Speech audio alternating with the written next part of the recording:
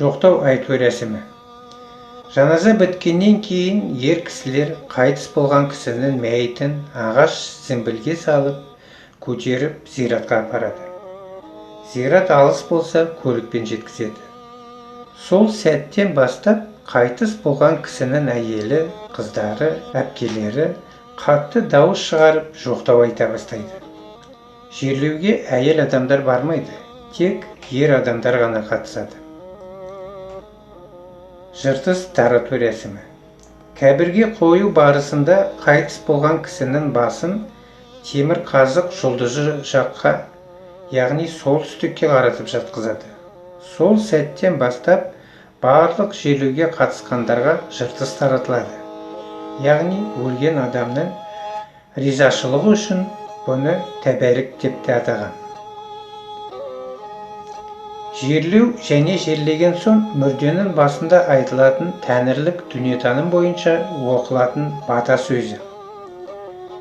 Уа жаратушы Тәңірім, ата-баба әруақтарын осы жарық дүниедегі тірі жандарды жарылқай көр. Тәңір жарылқасын деп екі қолды жүрек тұсына қойып бір рет бас иеді. Уа жаратушы ием, осы жарық дүниемен қоштасқан, өмірден қайтқан бәленбайдың мәйітін жер қойнауына тапсырдық. Енді осы кісінің бәленбайдың аруағын жарылқаңыз.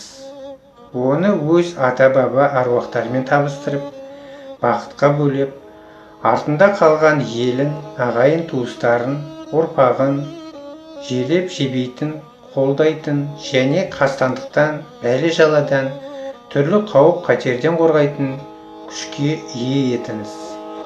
Жаратушы иеміз Тәңірге тапсырдық. Тәңір қабыл етсін. Тәңір жарылқасын деп екі қолды жүрек тұсына қойып бір рет бас иеді. Жаназадан қайтқаннан кейінгі тарқатылатын ас. Астың алдында және ас қайыру кезінде тәңіршілдік дүниетаным бойынша оқылатын бата. Уа жаратушы Тәңірім, ата-баба аруақтарын осы жарық дүниедегі тірі жандарды жарылқай көр. Тәңір жарылқасын деп екі қолды жүрек тұсына қойып бір рет бас иеді. Уа жаратушы ием, осы жарық дүниемен қоштасқан, өмірден қайтқан бәленбайдың мәйіті жер қойнауына тапсырылды. Енді осы кісінің бәленбайдың аруағын жарылқаңыз.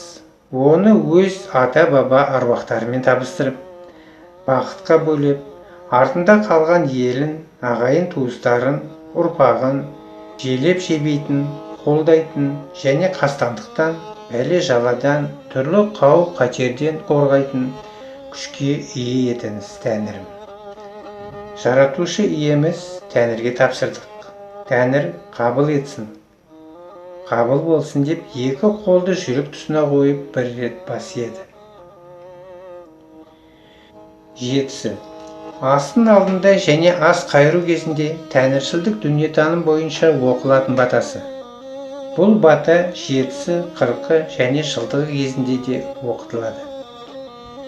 Уа жаратушы Тәңірім, ата-баба аруақтарын осы жарық дүниедегі тірі жандарды жарылқай көр.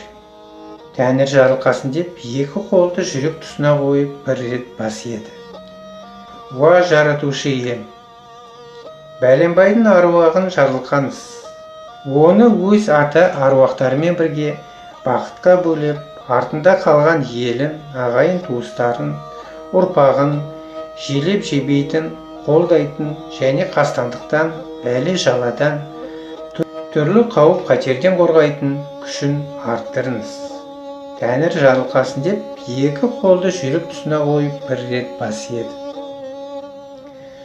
Тәңірім, осы қайтыс болған кісінің бәленбайдың аруағын, артында қалған ұрпағын, ағайын туыстарын, ел жұртын жарылқаңыз.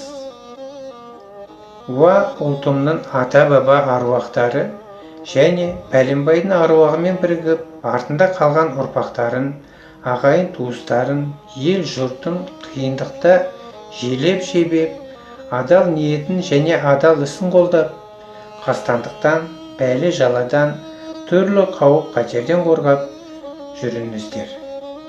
Тәңір жарылқасын деп екі қолды жүрек тұсына қойып бір рет бас иеді. 40. Астың алдында және ас қайыру кезінде оқылатын тәңіршілдік дүниетаным бойынша батасы жетісі кезіндегі бата оқылады. Жылдығы немесе ас беру. Жетісі 40 кезіндегі оқитын бата оқылады.